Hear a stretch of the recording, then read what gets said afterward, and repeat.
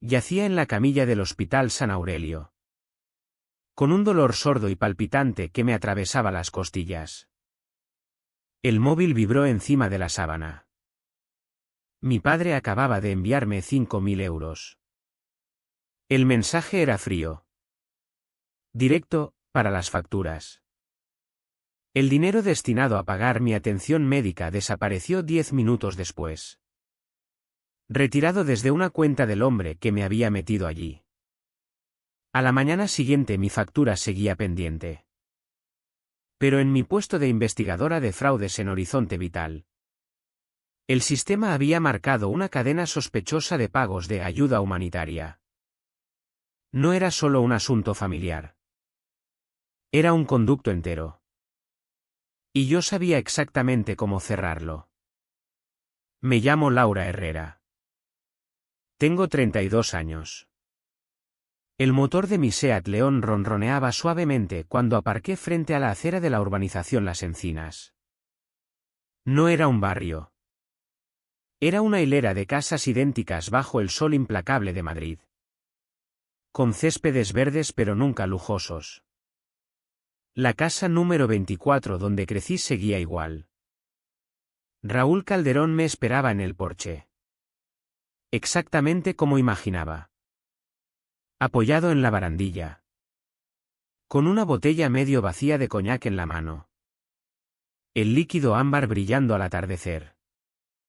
Parecía más un carcelero vigilando su pequeño reino que un hombre en su propia casa. Apagué el motor. El silencio que cayó era espeso. Cargado de todo lo que nunca se había dicho y de agravios que nunca se perdonaron. Venía por una sola razón, los 2.000 euros que habían prestado a mi madre hacía 3 meses. Dinero que yo le había dado para un implante dental. Ahora sus llamadas eran excusas vagas y súplicas ensayadas. Todas dictadas por él. ¿Por fin te dignas aparecer?, gruñó Raúl mientras subía por el camino agrietado de hormigón. Su voz era un ronquido empapado en alcohol barato. Estaba trabajando. Raúl. Ah. Claro. El trabajo importante. Dio un trago lento. Entrecerrando los ojos. Tu madre está dentro. Está muy nerviosa. Dentro olía a limpiador de pino y a arrepentimiento rancio. Mi madre. Pilar. Estaba de espaldas en la pila de la cocina. Frotando una encimera que ya brillaba.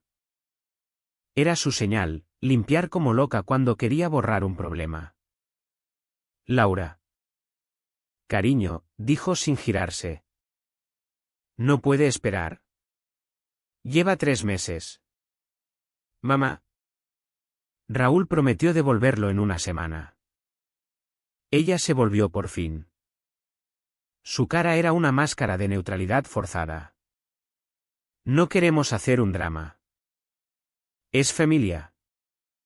Dejó de ser no drama cuando prometió devolverlo y empezó a esquivar mis llamadas, respondí manteniendo la voz firme. Mi mirada se desvió hacia Raúl, que había entrado y ahora llenaba el marco de la puerta. Se volvió drama cuando empezó a gastar el dinero que yo di para la salud de mamá. Raúl soltó una risa seca y dejó la botella en la encimera con un golpe. ¿Crees que voy a correr por 2.000 euros? Tengo cosas más grandes entre manos. ¿Niñe? Negocios de verdad. Entonces devolverlo debería ser fácil, contesté.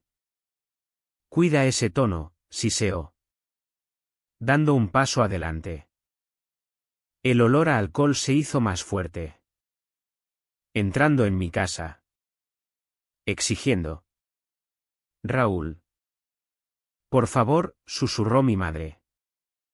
Retorciendo el trapo entre las manos. Es mi dinero, dije clavando la mirada en él. O mejor dicho. Era el dinero de mamá para su salud. No tienes derecho. Tengo todo el derecho, rugió de pronto. La cara se le puso roja y moteada. Yo mantengo esta casa. Yo cuido a tu madre. ¿Y tú qué haces?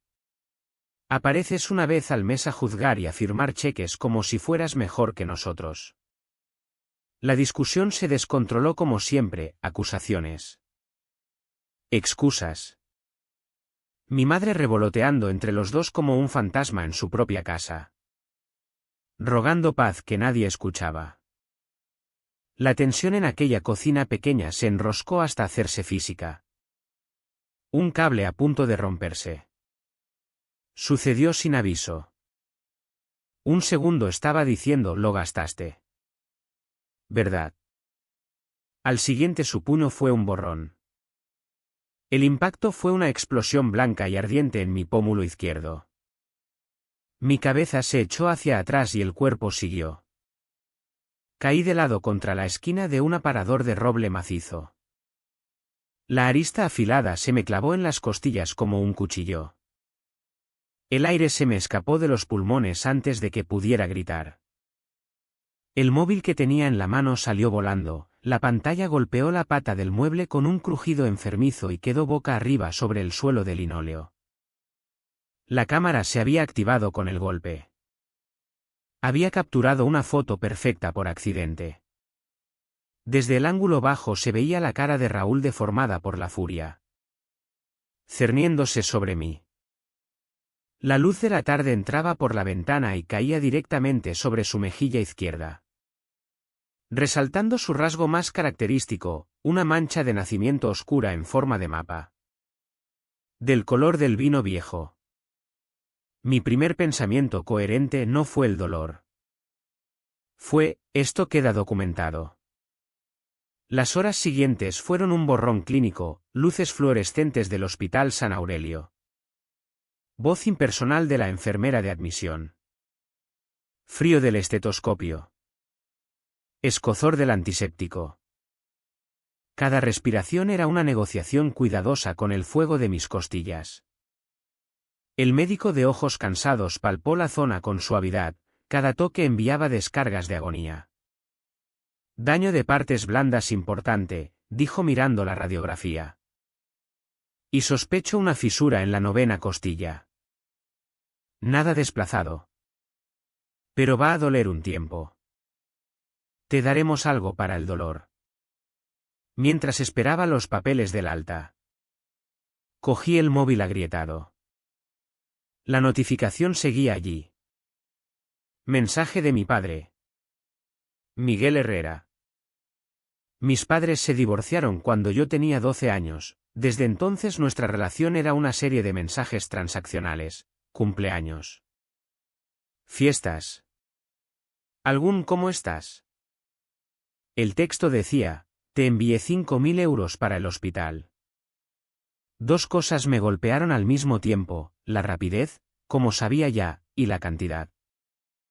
5.000 euros era mucho más de lo que costaría esta visita. No era reembolso. Era dinero para callar. Mi pulgar se quedó sobre la pantalla agrietada. Respondí, ¿a quién? Los 3 puntos de escribiendo nunca aparecieron.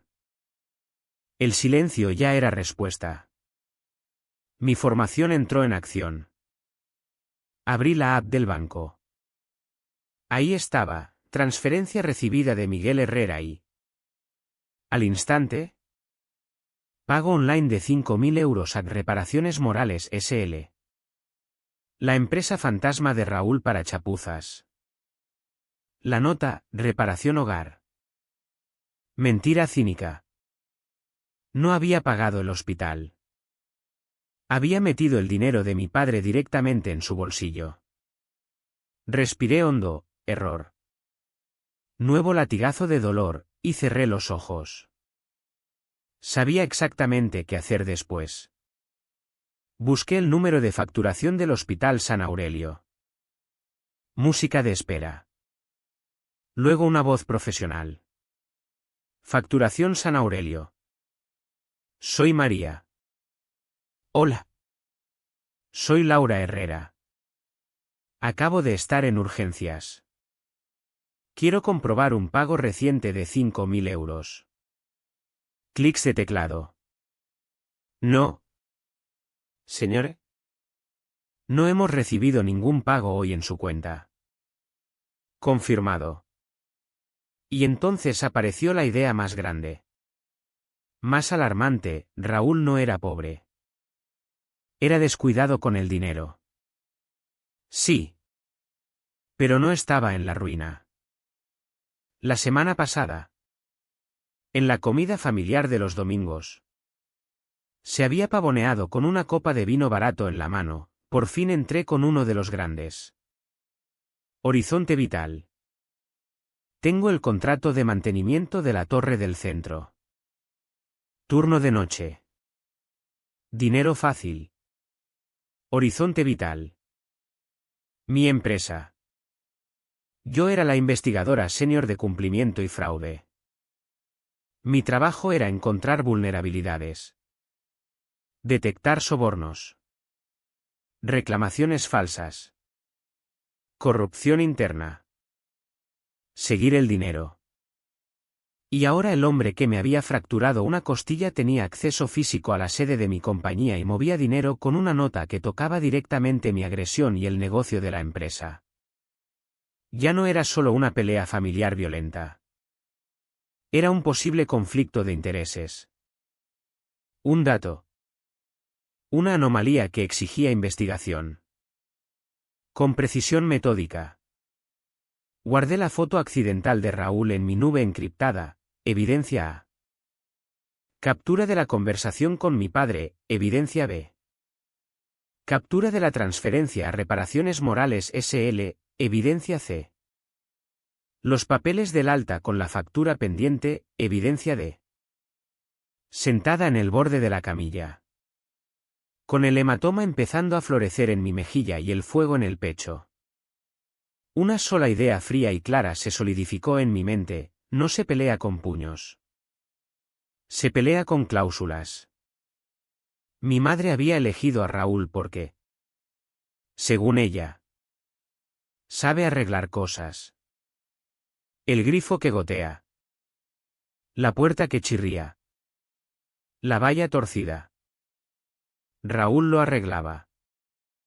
Yo, en cambio, solo sabía señalar que las cosas estaban rotas. Ella veía practicidad en sus manos y solo conflicto en mi voz. Él tapaba las grietas físicas de su mundo, ella aprendió a ignorar las que él abría en nuestras vidas. A la mañana siguiente cada respiración era un recordatorio de esa filosofía. Me senté en la pequeña mesa de mi cocina con el móvil agrietado junto a un café intacto. El moretón en mi mejilla empezaba a pasar del morado furioso al verde amarillento feo. Estaba roto. Raúl no podía arreglarlo. Mi padre, Miguel, era otro tipo de roto. No arreglaba nada. Simplemente se marchó. Se fue de la casa de las Encinas cuando yo tenía 12 años y se instaló 3 provincias más allá. Dejó un vacío que mi madre llenó rápidamente con la necesidad frenética de un manitas. Un proveedor. Alguien que al menos estuviera físicamente presente. Mi relación con él se reconstruyó durante 20 años a través de mensajes estériles. Feliz cumpleaños. Espero que estés bien. Gracias. Tú también. Cada intercambio era una transacción.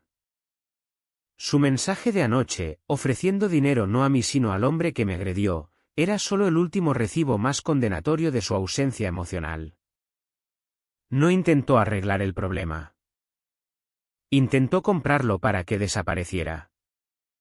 Me vestí con movimientos lentos y deliberados, eligiendo una chaqueta holgada que ocultara las vendas. El trayecto hasta la Torre Horizonte Vital en el Paseo de la Castellana fue un ejercicio de compartimentación. El dolor iba de copiloto. Silencioso pero insistente. Al pasar la tarjeta en el vestíbulo reluciente, el mundo de las Encinas y su disfunción asfixiante se quedó fuera. Aquí los problemas no se resolvían con puños ni coñac. Se resolvían con políticas, procedimientos y protocolos. Mi cubículo en la planta 27 era un oasis de lógica, 3 monitores, archivadores perfectamente ordenados y una vista de Madrid que convertía el caos de abajo en un patrón ordenado y silencioso. Mi trabajo era imponer ese orden en las operaciones de la empresa. Era auditora de ética, detective de datos. Una de mis áreas clave era el fondo de ayuda de emergencia para pacientes. El rostro compasivo de la compañía, un programa multimillonario para ayudar a familias con facturas médicas catastróficas. Los folletos mostraban familias sonrientes y agradecidas. Mi trabajo era asegurarme de que el fondo no fuera un vehículo para fraudes. Conocía sus reglas, sus vulnerabilidades y sus cadenas de aprobación mejor que nadie. Laura. A mi despacho, la voz de Elena Soto cortó mi concentración. Mi jefa directa era una mujer forjada en el derecho corporativo y las relaciones públicas. Vestía impecable y su mantra era control absoluto de la información. Cerré la puerta. Ella no levantó la vista durante un minuto entero, clásico juego de poder.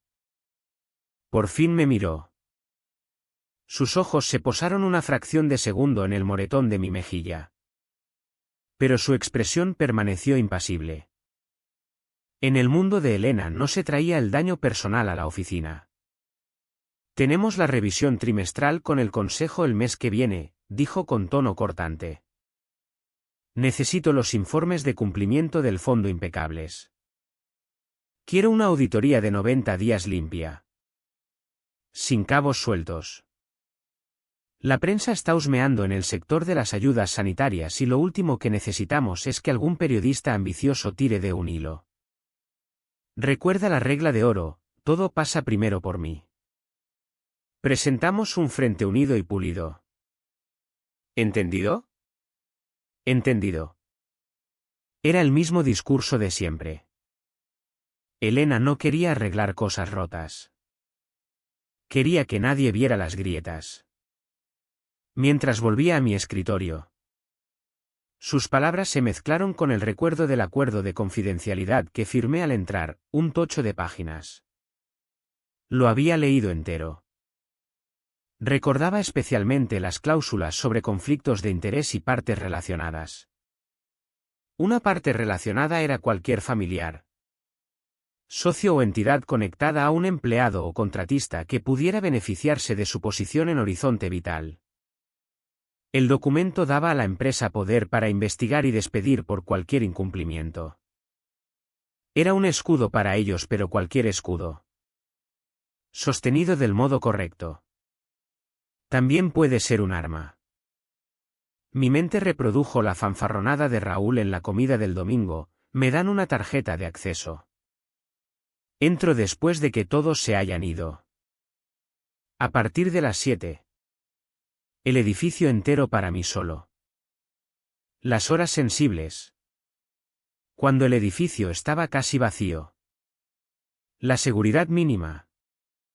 Los únicos testigos, las cámaras de vigilancia. El móvil vibró sobre la mesa. Mensaje de mi madre: Laura. Por favor, no hagas nada que avergüence a Raúl. Está intentando hacerlo lo mejor posible. Cuida la casa. No hagas que pierda este nuevo trabajo. Las excusas de siempre. La defensa automática del hombre que me había roto una costilla y dejado un moretón en la cara. No preguntaba si yo estaba bien. Pedía que lo protegiera a él. Miré el mensaje hasta que las letras se volvieron borrosas. Cuida la casa. Arregla lo roto. Una idea fría y clara saltó. Minimicé las hojas de cálculo de la auditoría. Abrí el navegador y busqué Reparaciones Morales SL. No tenía web. Solo un anuncio mínimo en un directorio local y un número de teléfono. Cogí el teléfono fijo del escritorio. Marqué y activé la grabación en el ordenador. Sonó 2 veces y saltó el contestador. La voz de Raúl, intentando sonar profesional pero resultando ligeramente amenazante, ha contactado con Reparaciones Morales. Deje su mensaje y le devolveremos la llamada. Arreglamos lo que está roto.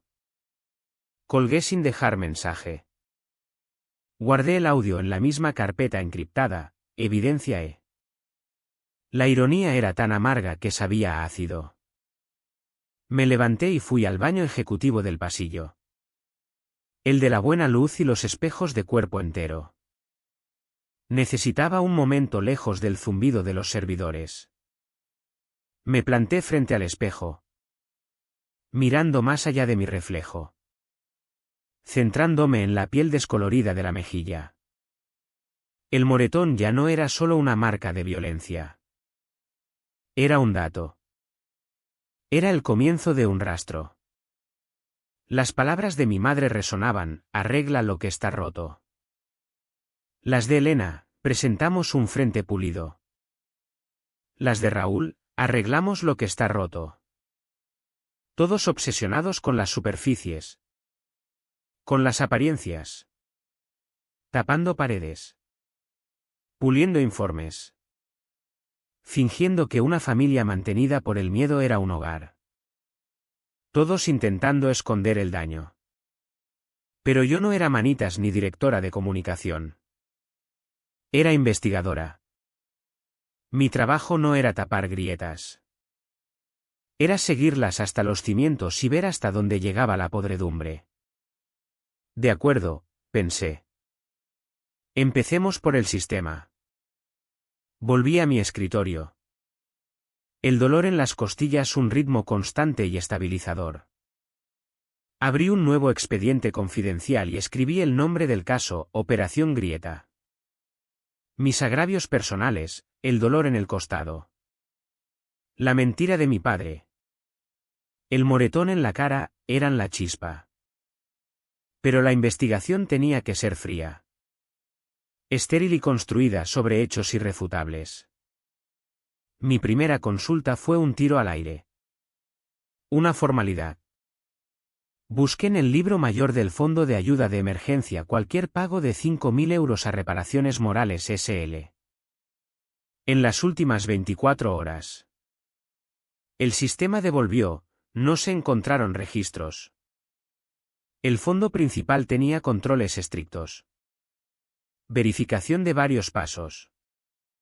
Correlación con expedientes de pacientes y un plazo mínimo de 48 horas. Un pago así nunca habría pasado.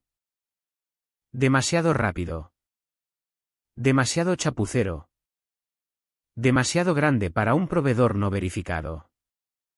Eso significaba que el dinero venía de otro conducto. Uno con menos fricción. Mis ojos se entrecerraron sobre el sublibro que sabía más vulnerable: el programa de microayudas. Diseñado para rapidez, pequeñas inyecciones de efectivo inmediatas para billete de autobús. Hotel cerca del hospital o factura de luz. El límite estándar era 2.000 euros, aprobado por un oficial junior. Cualquier cosa superior necesitaba firma de director. Ajusté los parámetros. En vez de destinatario concreto, busqué patrón. Todas las microayudas de los últimos 60 días por importes entre 4.985 y 5.075 euros. La horquilla era intencionada. Los aficionados usan números redondos. Los profesionales usan cifras que parecen orgánicas. Ligeramente descentradas para evitar alertas automáticas. El sistema tardó un momento. Luego los resultados llenaron la cuadrícula. No era una anomalía. Era una constelación. 17 transacciones separadas. Importes entre 4.985 y 5.075 euros. Todas en los últimos 58 días. Columna de aprobador: todas decían HS Horizonte. Elena Soto. Imposible. Elena escrutaba gastos de 50 euros en comidas. Nunca aprobaría 17 pagos rápidos y grandes sin montañas de papeleo. Hice clic en los detalles de la primera. Ahí estaba, tipo de aprobación, autoridad delegada bot. La aprobación era automática. Ejecutada por un script que operaba bajo la autoridad delegada de Elena. Alguien había creado un fantasma digital con sus credenciales programado para firmar cheques. El siguiente paso era rastrear el origen del fantasma. Cada acción en la red de Horizonte deja huella, una dirección IP única. Extraje la IP de las 17 aprobaciones. Todas idénticas. La pasé por el directorio interno de red de la torre. El resultado me heló la sangre.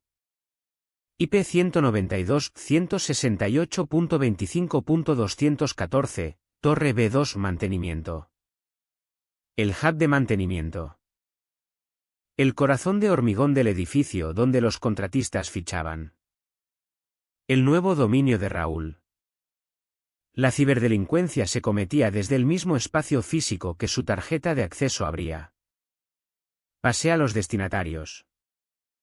Exporté la lista de 17 sociedades limitadas. Nombres genéricos y olvidables, Servicios Confiables Centro. Grupo Soluciones Apex. Cuidados Inmobiliarios Keystone y casi al final. El nombre que me hizo latir el pulso contra las costillas, Reparaciones Morales S.L. El pago de 5.000 euros de mi padre no había sido un robo oportunista aislado. Era solo la última transacción de una máquina bien engrasada. Mi agresión había sido incorporada limpiamente a una empresa criminal en marcha. Comprobé las SL en el registro mercantil. 15 de las 17 tenían menos de 90 días. Fantasmas creados solo para recibir y enterrar dinero. La línea de concepto de cada transacción era idéntica y deliberadamente vaga, en nombre de paciente. Sin nombre. Sin número de caso. Un agujero negro. ¿A dónde iba el dinero? Usando mi máximo nivel de autorización accedí a la interfaz directa con el banco corporativo. Saqué los informes detallados de las 17 operaciones. La historia era rápida y limpia. Para Reparaciones Morales S.L., 8 y 17 transferencia iniciada 5.000 euros, 8 y 19 acreditada, 8 y 29 retirada en efectivo en ventanilla sucursal 114. 10 minutos dentro. 10 minutos fuera. El patrón se repetía en las 17 SL, ingreso y retirada inmediata en efectivo. Era el clásico ciclo de lavado. Raúl no era lo bastante listo para diseñar esto. Era un instrumento romo. No un estratega. Tenía un cómplice dentro. Alguien que entendía los sistemas. Las cadenas de aprobación y las vulnerabilidades del programa de microayudas. Alguien que podía configurar el bot y señalarle a Raúl las sucursales adecuadas. Eso me llevó a la pieza final, el enlace físico. Solicité prioridad a seguridad del edificio, las grabaciones de la entrada de empleados nivel B2 y el garaje adyacente. Citando auditoría rutinaria de actividad de contratistas fuera de horario. El sistema me dio acceso inmediato limitado en el tiempo. Crucé los horarios de las transacciones con los registros de cámaras. Durante los últimos 2 meses. Martes y jueves por la noche. Casi siempre entre 8 y 8:30. El patrón era el mismo. Raúl Calderón entraba al nivel B2 pasando su nueva tarjeta de contratista. Unos minutos después salía y caminaba hasta un rincón apartado del garaje. Zona apenas cubierta por las cámaras. Y no estaba solo. Cada vez lo esperaba un hombre con traje gris a medida. Chaleco. Que se movía con la confianza fácil de un ejecutivo corporativo. Las imágenes eran granuladas. Pero en 3 ocasiones encontré ángulo lo bastante claro. El hombre pasaba a Raúl un sobregrueso de Manila. Raúl devolvía uno más pequeño y fino. Un intercambio limpio. Rápido. Tomé una imagen fija de alta resolución del vídeo más claro y la pasé por la base de datos de fotos de empleados de Horizonte Vital. El software de reconocimiento facial tardó menos de 5 segundos. Víctor Roca, vicepresidente de Finanzas de Proyectos y Fondos Benéficos. El hombre cuyo trabajo entero era gestionar la salud financiera e integridad del fondo que estaba siendo desangrado. No era solo cómplice. Era el arquitecto. Como si estuviera esperando. Apareció una notificación. Un correo electrónico mal dirigido. Respuesta a todos de alguien de marketing. Yo estaba en la lista por error. El asunto saltó: informe de impacto comunitario. Los números quedan preciosos. Dirigido a Elena Soto y Víctor Roca. Abrí el adjunto. Una diapositiva de PowerPoint pulida para la próxima reunión del consejo. Título: Microayudas pacientes, crecimiento Q3. Gráfico de barras con un pico casi vertical. Un recuadro pequeño anunciaba orgulloso: 230% de aumento en despliegue rápido de ayuda a pacientes. Los números preciosos. Los ejecutivos felices. Los informes brillantes, todo mentira financiada por un pozo hueco construido sobre las espaldas de pacientes que seguían ahogándose en deudas. Mi propia factura impagada era solo otro dato invisible no contabilizado. Miré la pantalla. La red de nombres. Transacciones e imágenes fijas. El dolor en mis costillas se agudizó. Ancla física de la rabia fría y clara que crecía dentro. Ya no se trataba solo de Raúl. Se trataba de toda la estructura podrida. Creé un documento resumen final en el expediente, enlazando cada prueba con marca de tiempo y descripción factual. El bot. La IP. Las SL fantasma. Los extractos bancarios. El vídeo de Víctor Roca entregando el sobre al hombre que me agredió. Las piezas estaban todas. El pozo hueco estaba mapeado. Ahora tocaba hacerlo derrumbar. La prueba ya no era un puñado de archivos dispersos. Era un circuito completo. Solo quedaba accionar el interruptor.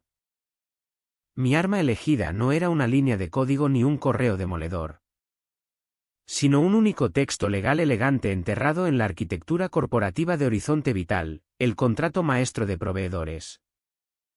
Lo había revisado docenas de veces en los años. Ahora lo veía como lo que realmente era: una hoja de afeitar esperando una mano que la empuñara. Todo contratista.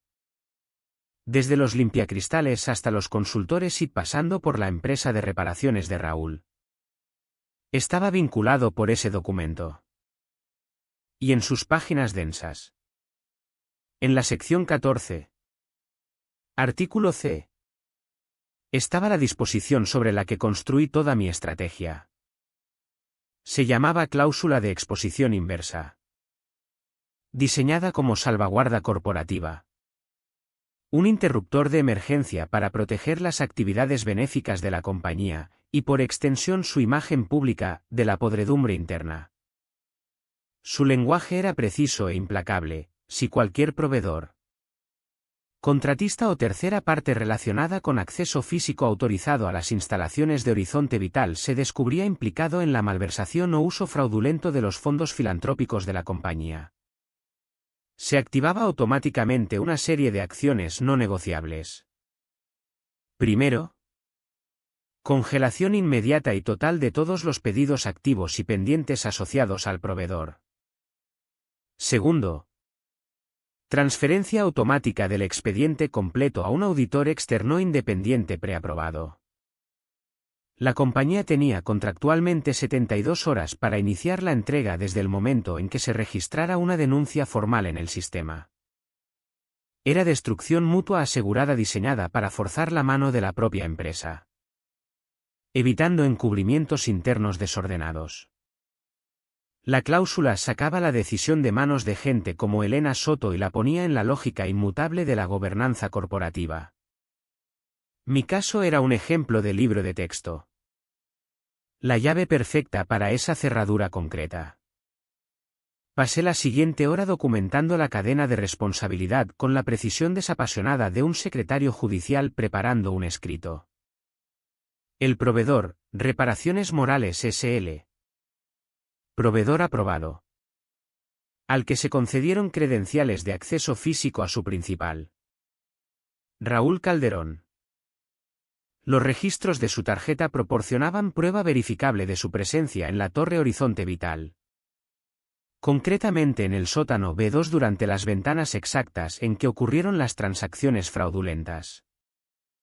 El acceso físico era el predicado. El gancho legal del que colgaría todo lo demás. El mecanismo del fraude, el bot de aprobación CIS-Bot 03. Documenté su fecha de creación y la firma digital del usuario que autorizó su despliegue, vroca@Horizonte Vital. El bot estaba programado para aprobar microayudas bajo la autoridad delegada de hsoto@Horizonte Vital. Era la clave interna.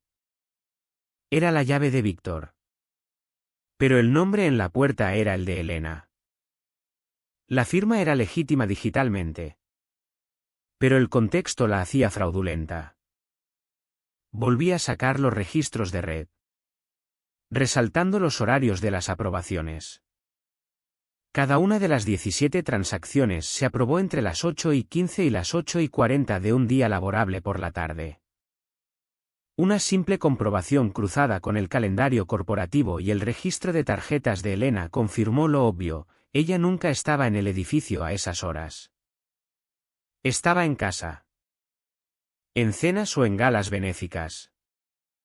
Completamente ajena a que su fantasma digital firmaba cheques en una estación de mantenimiento del sótano. Los beneficiarios, las 17 SL Fantasma. Incluida la de Raúl. Eran los receptores directos. Sus fechas de creación recientes y el patrón de retirada inmediata en efectivo establecían clara intención de blanqueo. No de prestar servicios ni ayuda. El conspirador. El arquitecto, Víctor Roca. Vicepresidente de Finanzas de Proyectos. Las imágenes del garaje eran la confirmación visual. El enlace innegable entre el ejecutivo corporativo y el contratista de bajo nivel. Él era el cerebro. Raúl la mano. La prueba estaba completa. Pero los archivos digitales podían alterarse o borrarse. Tenía que construir una fortaleza alrededor de mis datos. Compilé cada pieza, capturas. Audio del contestador de Raúl. Extractos bancarios. Registros de servidor. Imágenes fijas del vídeo. PDF del registro mercantil, en un único contenedor encriptado. Luego pasé el contenedor por un algoritmo de hash criptográfico SAT256. Generando una cadena alfanumérica única e inalterable. Ese hash era la huella digital. Cualquier cambio en la prueba, por pequeño que fuera, alteraría el hash. Probando manipulación. Subí el contenedor a un servidor seguro externo y registré el hash en un libro de contabilidad digital con marca de tiempo. Mi prueba era ahora un archivo inmutable. Sellado y verificado. Era hora de mover ficha formalmente. Navegué al portal interno de ética de Horizonte Vital. Una plataforma anónima encriptada gestionada por el departamento legal. Diseñada para denunciantes. En el campo naturaleza de la denuncia escribí un resumen objetivo y estéril. Asunto: posible malversación del Fondo de Microayudas de Ayuda a Pacientes. Resumen: este informe describe un patrón de 17 desembolsos sospechosos que suman aproximadamente 85.000 euros en los últimos 60 días. Los desembolsos se hicieron a sociedades limitadas recién constituidas sin conexión verificable con atención a pacientes. Las aprobaciones se ejecutaron mediante un script automático usando autoridad delegada de una ejecutiva senior fuera de horario laboral. La dirección IP asociada a las aprobaciones proviene de una zona restringida de mantenimiento en el sótano de la Torre Horizonte. Al menos un proveedor con acceso físico a esa zona es receptor directo de estos fondos. Sugiriendo un conflicto de intereses grave y una ruptura sistémica en el protocolo de desembolsos. Adjunté el contenedor encriptado de pruebas y el hash criptográfico para verificación. En la sección Partes implicadas incluí a Víctor Rocaille. La pantalla se oscurece. Fin.